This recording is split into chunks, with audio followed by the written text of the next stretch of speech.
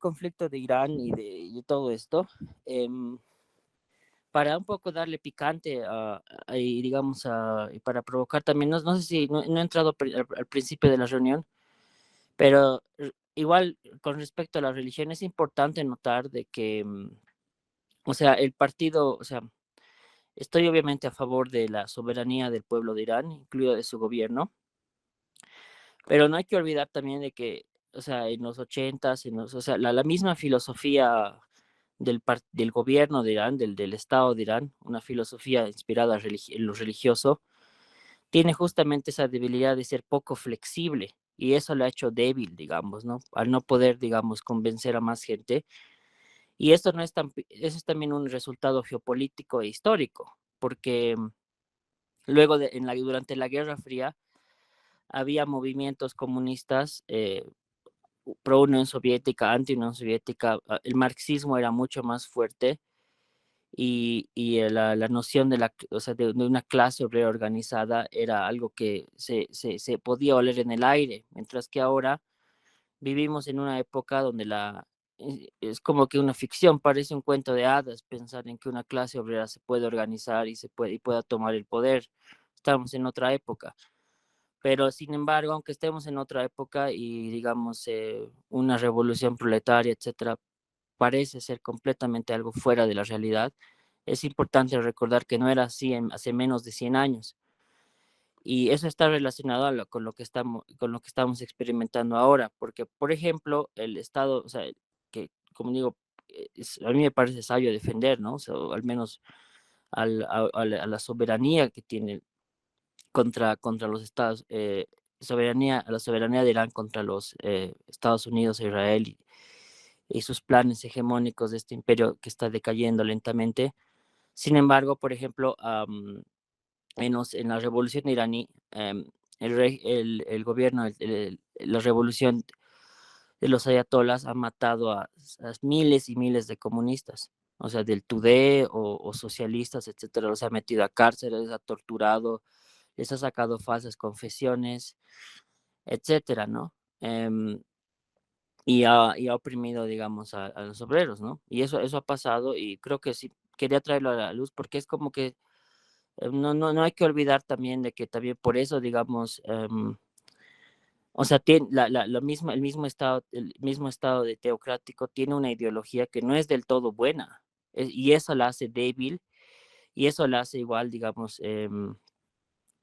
tiene posiblemente, si logran fallar, si fracasan en su construcción de Estado, gran parte de su responsabilidad va a ser eso, que se basan en principios muy religiosos, ¿no? Pero bueno, habrá que ver cómo se desarrolla la situación de aquí a los años y las décadas, ¿no? Pero bueno, eso es todo. Gracias.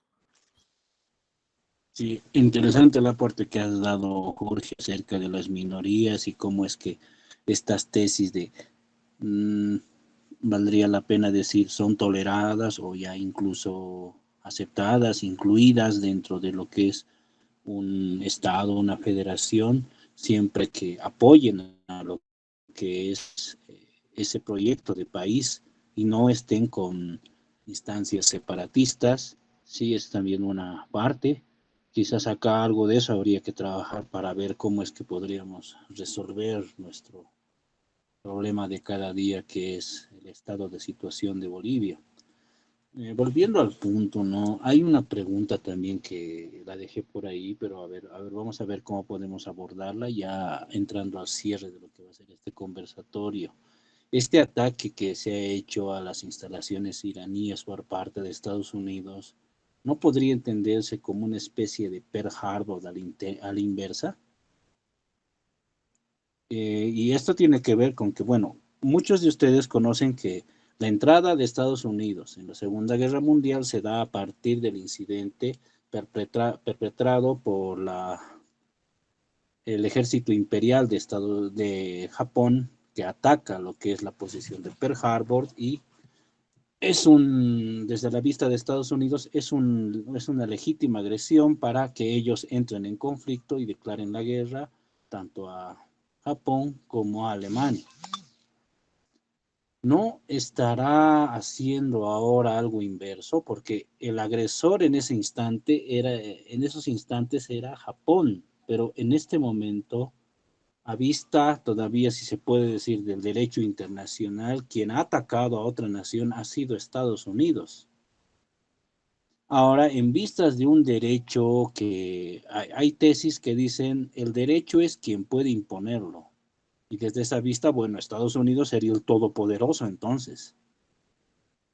Pero igual rompe con este equilibrio, al menos teórico, que en papeles se mantenía, tenía de detentor a la ONU y demás, para que las cosas pudiesen desarrollarse en una relativa paz, el comercio, desarrollos científicos y todo lo que viene y lo que es la vida cultural de todo el planeta, ya no solamente de una región. No es que ya se están resquebrajando incluso estas cosas y por eso, de nuevo, es un síntoma de que estamos, de que aunque a uno le duela, aunque lamentablemente hay que decirlo, aunque por guerra mucha de la población, hasta nosotros nos incluiríamos ahí, tenga que morir para que el nuevo tiempo ascienda, posiblemente quizás sea una de las verdades más duras que no sé hasta qué punto se puede aceptar uno cuando se dice uno va a ser un número más en una lista, como a veces Anatol indica con estas teorías neomalthusianas de control mundial y demás, que podrían no ser del todo descabelladas. ¿Por qué no tomarlas también en cuenta? Y eso de nuevo nos lleva, nos empuja a tratar de pensar entre nosotros, más allá de creer una u otra versión, de comenzar a desarrollar este tipo de redes y profundizar más en estos, cada uno desde su posición, con los autores que tenga a mano, desarrollando una posición propia, desarrollando la posición de otros autores, excelente, cada uno como pueda. Pero, y acabo con esto, luego Sergio te doy la palabra. También, pero esto nos lleva hacia lo que son las tesis mitológicas.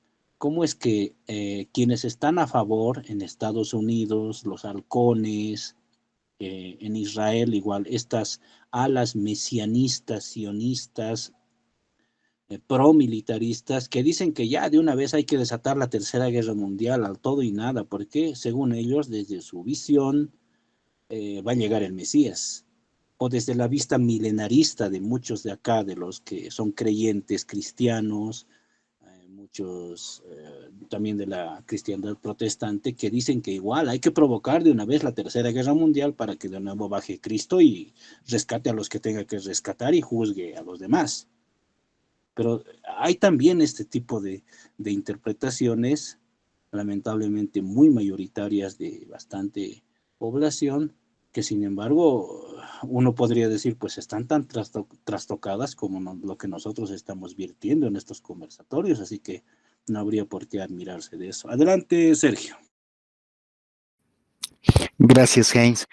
Eh, para culminar mis participaciones y poder redondear la idea y también tratar de retomar un poco la cuestión de China y el trato a los musulmanes, como José Estrelli menciona, o tal vez como el compañero Jorge también menciona. Yo creo que hay que ser muy, muy claro en una posición. No podemos nosotros aseverar cosas, entendiendo que en la guerra lo que prima, no sé si será la categoría llamada posverdad que Oxford ya ha asentado en su diccionario, o first news, que comúnmente viene de Estados Unidos. No sé si podríamos nosotros hablar con precisión o desde dónde estamos hablando, ya que nosotros no vivimos allá, no estamos allá. Y una cuestión que había planteado yo cuando en la carrera se ha empezado a hablar sobre la filosofía de guerra en Ucrania y Rusia, y yo he dicho con un compañero de acá, le digo, ¿no? ¿Por qué siempre enfatizamos esto? Le digo, ¿por qué enfatizamos este tipo de guerras? ¿Por qué enfatizamos el tipo de guerra entre Palestina e Israel en la Franja de Gaza? por qué enfatizamos esas guerras? No hay más guerras en el mundo así.